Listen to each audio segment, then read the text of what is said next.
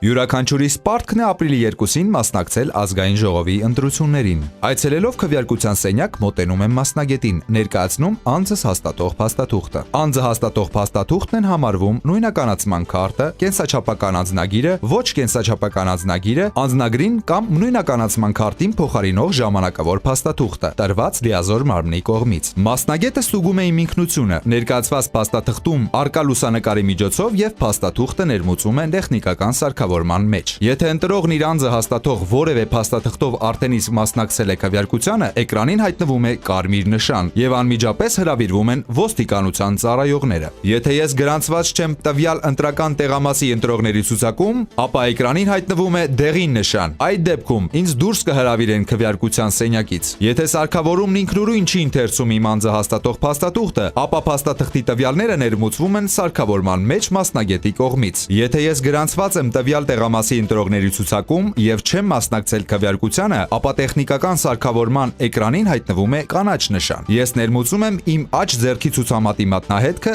որից հետո սարքավորումը տպում է իմ քվեարկության կտրոնը։ Մասնագետը կտրոնը եւ իմ անձը հաստատող փաստաթուղթը վերադարձնում է ինձ, որից հետո ես մոտենում եմ ընտրողների գրանցումն իրականացնող հանձնաժողովի անդամին եւ տալիս եմ իմ քվեարկության կտրոնը։ Հանձնաժողովի անդամը ընտրողների ցուցակում գտնում է իմ անուն-ազգանունը։ Ես ստորագրում եմ իմ տվյալների դիմաց։ Հանձնաժողովի անդամը իմ ստորագրության դիմաց եւ իմ կտրոնի վրա դնում է իր անհատական կնիքը։ Իմ անձը հաստատող փաստաթղթի տվյալները չեն լրացվում ընտրողների ցուցակում։ Եթե չեմ կարողանում ինքնուրույն ստորագրել ընտրողների ցուցակում, ապա իրավունք ունեմ դիմել այլ քաղաքացու օգնության, բացառությամբ ընտրական հանձնաժողովի անդամների։ Գրանցվելուց հետո մոտենում եմ հանձնաժողովի մյուս անդամին, ներկայացնում կտրոնս եւ ստանում քվեաթերթիկները եւ քվեարկության մեկ ծրար։ Ուշադրություն դարձրու, որ ստանաս ընտրություններին մասնակցող բոլոր կուսակցությունների քվեաթերթիկները։ Եվ հիշիր, ընտրողը չի կարող հրաժարվել բոլոր քվեաթերթիկները ստանալուց։ Անցնում եմ քվեարկելու։ Քվեարկում եմ քվեարկության խցիկում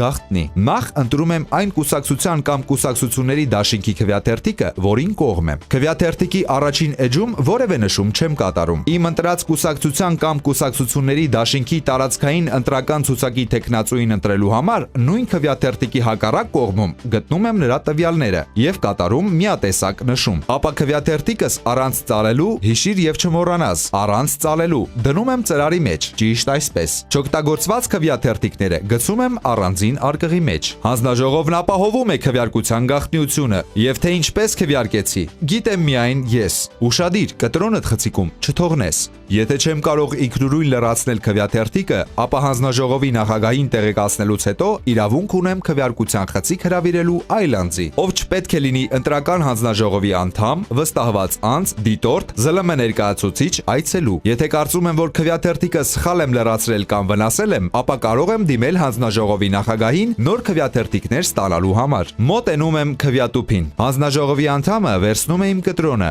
եւ առանց քվեարկության ծրարն ինձնից վերցնելու, քվեարկության ծրարի կտրվածքի միջով քվեաթերթիկին է փակցնում ինքնասոսնձվող դրոշմանիշը, որից հետո բացում է քվեատուփի ճեղքը եւ ես գցում եմ քվեարկության ծրարը քվեատուփի մեջ եւ հեռանում ընտրական տեղամասից։ Դուք եք ձեր քվեի տերը։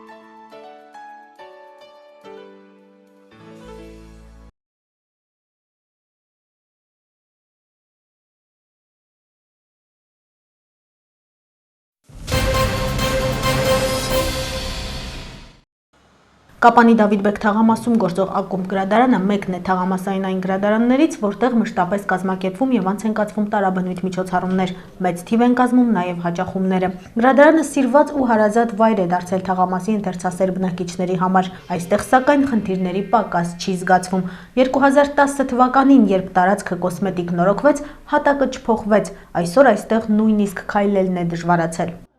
Հատակը խորթուբորդ է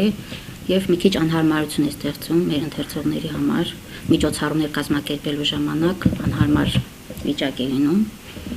Հուսով եմ հարցին լուծում կտրվի։ Եվ դուռը մի քիչ խախուտ է, պետք է նա փոխվի։ Այն ժամանակ լինոլյումը որ գցեցինք, նորմալ էր, նոր, հարմար էր, տարիների ընթացքում, քանի որ անորակ էր, փչացավ եւ անհարմարություն է ստեղծում էլի այդպես եւ մաքրելու հարցում եւ ընթերցողների կողմից այդ խորհրդությունը խանգարում է։ Բոլորովին այլ հարց է գիծ գտնվող ակումբի հարցը, այն ընդհանրապես չի նորոգվել։ Այստեղ տեղ են գտել քաղաքի փակված ակումբ գրադարանների շուրջ 16500 կտոր գրականություն եւ կարելի է ասել դանդաղ ոչնչանում են։ Հիմա էլ տանիքն է սկսել կաթալ։ Այս մի քանի տարիների ընթացքում ոչ մի բան չի կատարվել, ճիշտ է գրքերի հետ աշխատում են գրադարանվարները, բայց տարածքը մնում է նույն անմեղթար վիճակը։ Մեր տնօրինությունը երբ որ փոխվեց, պարոն Գևորգյանը հանձնարարեց, որ այդ գրականությունը վերահաշվարկեն եւ այդ գրքերի ճակատագիրը միգուցե ավելի լավ որակավ լուծում կտրվի հարցին եւ այնտեղ կսկսվի աշխատանքները։ Արդեն մենք տնօրինությունից ստացանք օգնություն, որ էլեկտրական հոսանքի լուծում ստացանք մի քիչ, բավարարվեց այդ հարցը եւ կան շատ գործեր, որ պետք է իրականացվի։ Մենք սպասում ենք այդ լավ որոշմանը, հարցի լուծմանը։ Տանիքը ճիշտն ասած փոխվել էր, բայց այսօր մենք եկանք եւ տեսանք, որ պատը խոնավացել է, ջուր է թափվում այնտեղից, դա ձյունից է, ձյունը հալվում է, հոսում է պատով, այնտեղ գրքեր կան, գրքերն են վնասվում, մի խոսքով ոչ միայն այսենք ակումբը, այդտեղից դժում է նաեւ բնակչությունը։ Մեր հարկից արդեն տեղափոխում է տակի բնակիչ 11-րդ հարկի 12-րդ հարկի բնակիչը այսօր եկավ եւ ասեց, որ արդեն իրենց պատն էլ է խոնավանում։ Ակումբավարը հիշում է, թե ինչքան միջոցառումներ ու հանդեսներ են անցկացրել այստեղ։ Հիմա, քանի որ նստելու տեղ չկա, գալիս է գրադարան եւ փորձում գրադարանավարների աշխատանքը չխանգարելով կազմակերպել իրենցը։ Թաքուն հույս ունի, որ նոր տնօրենը կլուծի նորոգման հարցը եւ կվերադառնան երբեմնի բարի օրերը։ Գրադարանը ջեռուցվում է էլեկտրական տաքացուցիչներով, ասում են, գրքերը պահպանելու համար կա բավականաչափ ջերմություն։ Ոչինչ, բավարարում ենք եղածով։ Ինչ վերաբերում է գրքային ֆոնդին, ապա Գրքային ֆոնդը վերջերս համալրվեց, բայց ընթացքում շատ քիչ է համալրվում։ Կցանկանայինք համաշխարհային թարգմանված գրականությունից օտարագիր գրքեր, մենք ունենք ցուցակը այդ գրքերի, այսինքն որ ընթերցողները պահանջում են, բայց գիրքը տեղում չկա, դրանք մենք ցուցակագրում ենք, որպեսզի ներկայացնենք մեր տնօրինությանը ապագայում համալրելու համար։ Ընթերցողների թիվը գրեթե չի փոխվում, ասում է ավագ գրադարանավար Նաիրա Բեգլարյանը։ Ունենք համակարգիչ, ինտերնետ կապ, տպիչ սարք, մի քիչ աշխուժացել է, եթե ընթերցողը գալիս է, տվյալ գիրքը չի լինում գրադարանում, մենք դիմում ենք ինտերնետի համացանցի օգնությանը եւ անպայման բավարարում ենք նրա պահանջները։ Ընթացիկ խնդիրները փորձում են լուծել սեփական միջոցների հաշվին, առանց որևէ մեկին դիմելու։ Մինչև այսօր հաջողվում էր, ասում է Նաիրա Բեգլարյանը հուսալով, որ առաջիկայում բարեփոխումներ կլինեն։ Այսօր Կապանի զորամասի հյուրերն էին նորաստեղծ Հուսո երիցուկ հասարակական կազմակերպության ներկայացուցիչներն ու Կապանի համար 1 հիմնական դպրոցի մի խումբ աշակերտներ։ Համատեղ այցն ինքնանպատակ չէր։ Հայոց բանակի կազմավորման 25-ամյակի կապակցությամբ հյուրերը զորամասում ծառայող զինվորների հետ ինտելեկտուալ խաղ էին նախաձեռնել։ Բացի այդ, այցը նաև ճանաչողական նշանակություն ուներ ապագա զինվորների համար։ Հայրենասիրության, միասնության և խաղաղության գաղափարախոսությամբ առաջնորդվող Հուսո երիցուկ հասարակական կազմակերպության ողջ անձնակազմի անունից ուզում եմ շնորհավորել ազգային բանակի 25-րդ տարեդարձը։ Ազգային բանակը մաղթում եմ դժվար փորձությունների մեջ կրած մեծագույն ձեռքբերումները, հերոսավարք եկած հաղթանակները և ազատագրված Արցախը պահպանել անսասան։ Սեփական ուժի ու միասնության շնորհիվ հայոց հայրենիքը որպես սրբություն մշտապես պահպանել,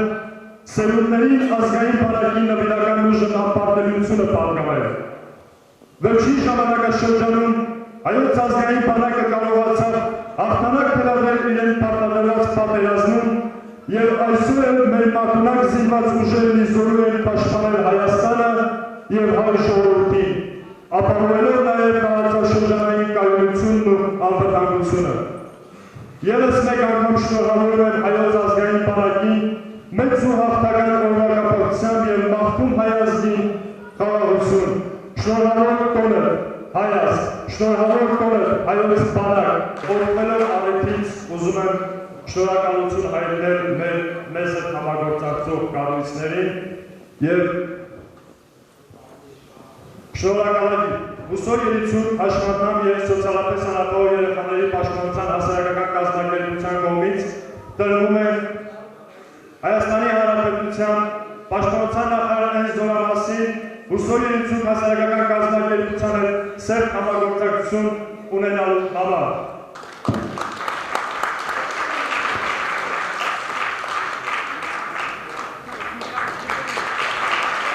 Շնորհակալություն տրվում է Կապանի թիվ 1 հիմնական դպրոցի տնօրեն Լևոն Մարգարյանին։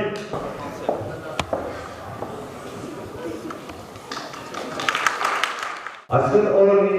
մեծ օրոք է պարունակում և տոնական է։ Նշում ենք հայոց բանակի կազմավորման 25-րդ տարեդարձը։ Որդվելով առիթին ուզում եմ ես բոլորից շնորհավորել Մարտին ամենալավը տարին, խաղաղ ծառայություն, բարի ծառայություն, և մեզ սահմանները վստահ են, որ ուժեղ և վստահելի դժգրում են, իր շնորհիվ ձեզ, սիրելի զինվորներ, և շնորհակալություն տոնը շնորհավոր, ամենալավը բարին, աննամ խաղաղ երկին։ Խաղի համար 3 թիմ կազմավորվեց Խուստուփ, Նժդեհ եւ Դավիթբեկ անուններով։ Թիմերին տրվող հարցերը հիմնականում հայոց եւ համաշխարհային պատմություններից էին։ Խաղն ընթացավ փուլերով, որոնք ընդմիջվում էին ելույթներով։